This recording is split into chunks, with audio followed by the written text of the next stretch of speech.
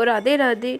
शास्त्र कहते हैं कि मनुष्य अगर गिरना चाहे तो असुर से भी नीचे गिर सकता है, अगर उठना चाहे तो देवता से भी ऊपर उड़ सकता है।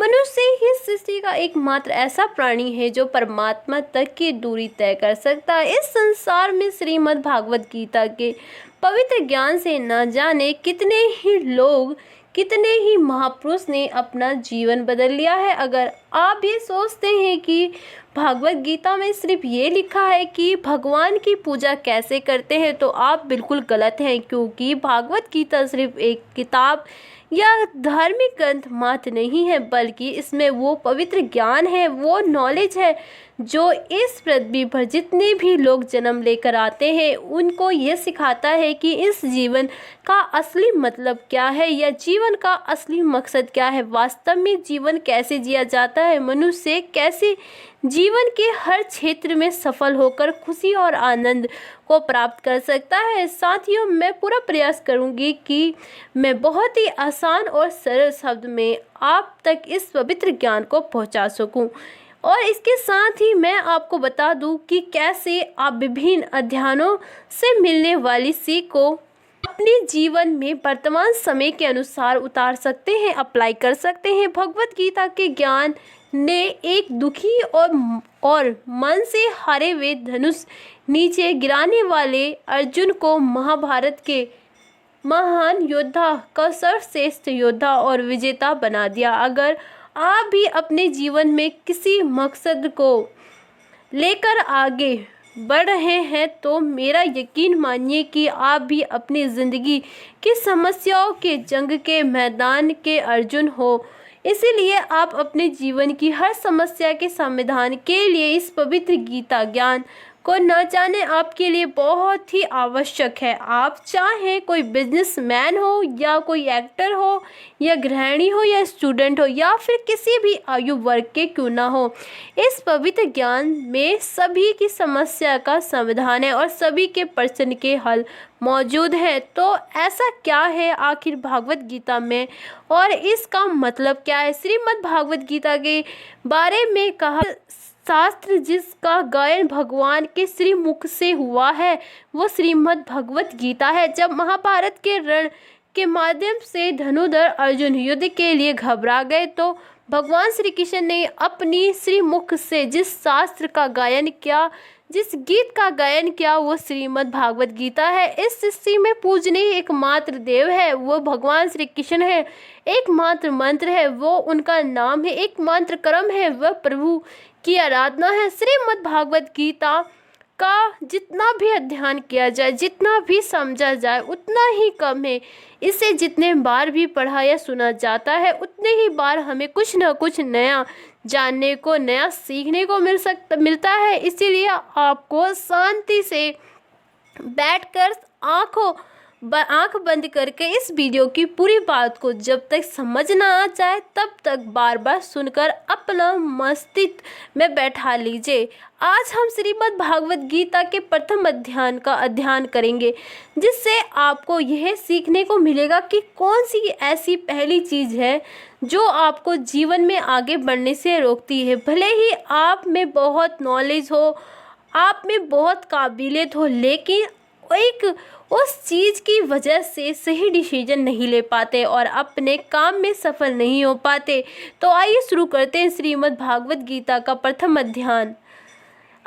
अर्जुन वेश योग कुरुक्षेत्र के युद्ध में सेना का निरीक्षण, साथ ही किसी भी ज्ञान की शुरुआत अज्ञानता से या उत्साह से होती है, उसी तरह श्रीमद् भागवत गीता की शुरुआत धृतराष्ट्र के एक पर्सन से होती। धृतराष्ट्र जो कि अज्ञानता का प्रतीक है, अज्ञानी रूप धृतराष्ट्र जिसे सत्य मालूम है, जिसे मालूम है कि इस संसार का एकमात्र सत्य परमात्मा है, लेकिन वो अपने पुत्र के मोह में अंधा होकर जीवन जीता रहता है। सबको मालूम है कि धृतराष्ट्र जन्म से ही अंधे थे। उन्होंने महाभारत के युद्ध को देखा, लेकिन कैसे देखा? उन्हें संजय की दृष्टि से देखा। श्रीमद् भागवत गीता के प्रथम अध्याय के प्रथम श्लोक कहते हैं, संजय धर्म भूमि कुरुक्षेत्र में युद्ध की इच्छा से एकम मैं जैसे कि मैंने बताया कि धृतराष्ट्र अज्ञानता का प्रतीक है। संजय के जो अज्ञान है वो उनके मन के अंदर है। अज्ञान जो कि मन को ढक चुका है वह धृतराष्ट्र है, लेकिन वह संजय की रूपी संजय के माध्यम से देखते से सुनते हैं, समझते हैं, लेकिन जानने की कोशिश करते हैं कि सही रास्ता आखिर क्या है। वह है जिसका जब तक पुत्र जीवित रहेगा, यानी कि मोह रूपी युद्ध दुर्योधन जीवित रहेगा, इसकी दृष्टि हमेशा विकारों पर रहेगी, हमेशा कौरवों पर रहेगी। श्रीमद् भागवत गीता के प्रथम अध्याय के प्रथम भाग में महाभारत के कैरेक्टर की बात हो रही है। यहाँ पर किरदारों की बात हो रही है। कौन सा महारथी जो है वो जाकर के शंख बजा रहा है, कौन सा महारथी जो है वो सेना के बारे में बात कर रहा है। चारों तरफ युद्ध शुरू करने के लिए संघनद हो रहा है। कौरवों में युद्ध दुर्योधन बहुत खुश हो रहा है क्योंकि उसके पास बहुत बड़ी सेना थी। भीम पितामह थे, गुरु द्रोणाचार्य, कृपाचार्य और कर्ण जैसे बड़े बड़े योद्धा थे। पांडव की सेना में अनुरागी रूप अर्जुन, भाव रूपी भीम, धर्म रूपी युधिष्ठिर सहित 5 पांडव, भगवान श्री कृष्ण और अभिमन्यु आदि थे। ये युद्ध पूरी तरह से पारिवारिक युद्ध ही था। पांडव और कौरवों के लिए युद्ध द्रोणाचार्य और कृपाचार्य दोनों एक ही थे, भीम भी एक ही थे, साथ ही साथ पांडव कौरव खुद भी आपस में चचेरे भाई थे, लेकिन हर कोई जीतने के इरादे से रणभूमि में आया हुआ था। इस अध्याय के 15वें श्लोक में संजय धृतराष्ट्र को श्री केशव ने अपने पशजन शंख बजा अर्जुन से देवदत्त शंख तथा अति भोज एवं अतिमान विक्र कार्य करने वाले भीम ने पांडव नामक भयंकर शंख बजाया। इस श्लोक में भगवान श्री कृष्ण को केशव कहकर संबोधित किया गया है क्योंकि वे ही समस्त इंद्रियों के स्वामी हैं। सारे जीव उनके विभिन्न अंश हैं, अतः जीव की इंद्रियों उनकी इंद्रियों के अंश है। भगवान समस्त जीव के हृदय में स्थित होकर उनकी इंद्रियों का निर्देशन करते हैं। ये कुरुक्षेत्र की ये भूमि में भगवान श्री कृष्ण अर्जुन की दिव्य इंद्रियों का निर्देशन करते हैं, इसीलिए उनको केशव कहकर संबोधित किया गया है। आप जैसे जैसे श्रीमद् भागवत गीता को पढ़ते जाएंगे आप वैसे वैसे समझते जाएंगे कि बहुत सारे किरदार के बारे में कोई बात नहीं हो रही। यहाँ सिर्फ भगवान श्री कृष्ण और अर्जुन का ही सवे सिमट कर रह जाता है, क्योंकि भगवान के श्री मुख से जो शास्त्र निकले हैं वो सिर्फ और सिर्फ अनुरागी अर्जुन के लिए थे। जब हमें इस प्रथम अध्याय के दूसरे भाग में आते हैं तो फिर हमें बात होती है धनुर्धर अर्जुन की दुविधा की, उनके संशय की। अर्जुन जो है कि भगवान श्री कृष्ण से कहते हैं कि आप जो मेरा रथ है उसको लेकर दोनों सेनाओं के बीच में खड़ा कर दीजिए, माध्यम में खड़ा कर दीजिए। मैं देखना चाहता हूँ कि कौन कौन जो है कि वो इस युद्ध भूमि में आया हुआ है। तत्काल अवश्य भगवान श्री कृष्ण जो कि अपने परम मित्र अर्जुन के लिए युद्ध में उनके साथी बनकर शिकार कर अर्जुन के साथ सारथी के रूप में रथ पर स्थित है, वह अर्जुन के आग्रह अनुसार रथ को दोनों सेनाओं के माध्यम में ले जाकर खड़ा कर देते हैं। अर्जुन देखते हैं कि दोनों तरफ जो उनके अपने हैं, कोई काका है, कोई मामा है, कोई गुरु है, कोई भाई बंधु है। अर्जुन ने युद्ध मैदान में जहां भी देखा वो दोनों तरफ ही सिर्फ परिवार वाले नजर आ रहे थे।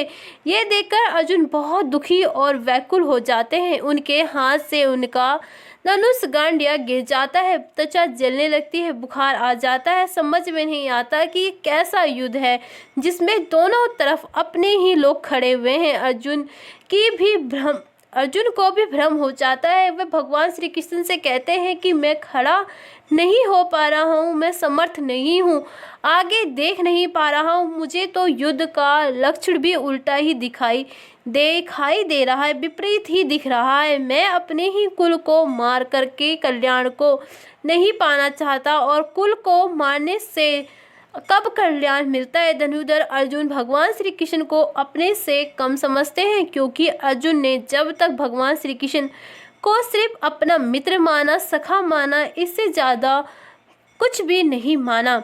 और अर्जुन को नहीं पता था कि इसी भागवत गीता में आगे चलकर 11वें अध्याय में इसी अर्जुन को जो अनुराग का रूप है उसको भगवान के विराट रूप के दर्शन होने वाले हैं। धनुर्धर अर्जुन जो है वो अपनी तरह तरह के तर्क के तरीके देते हैं कि किसी भी तरह इस युद्ध से मैं वापस चला जाऊं या इस युद्ध को किसी भी तरह टाला जाए, लेकिन यह युद्ध अब टला नहीं जा सकता। अर्जुन ने अपनी तरफ से हर वो तरीका दिया कि ये सब मेरे अपने हैं, मेरे परिवार के हैं, इनको मारकर मुझे क्या मिलेगा, मैं अपने ही लोग को युद्ध में नहीं मार सकता, मैंने इस राज्य के लिए क्या, तो अगर मुझे कोई 3 लोग भी दे दे तो भी मैं ऐसा युद्ध नहीं करूँगा जिसमें मुझे अपने को मारना पड़े। अर्जुन त्रिलोक का सम्राट भी नहीं लेना चाहते थे, वो उनको भी नकार रहे थे।